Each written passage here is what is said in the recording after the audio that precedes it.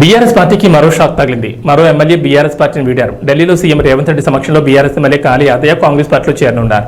ఆయనకు కాంగ్రెస్ కండువా కప్పి పార్టీలోకి ఆహ్వానించారు. కాగా ఇటీవల మాజీ మంత్రి MLA Pocharam Srinivas Reddy, Jagtial BRS MLA Sanjay Kumar ఆ పార్టీకి రాజీనామా చేసి కాంగ్రెస్ గూటికి చేరిన సంగతి తెలిసిందే.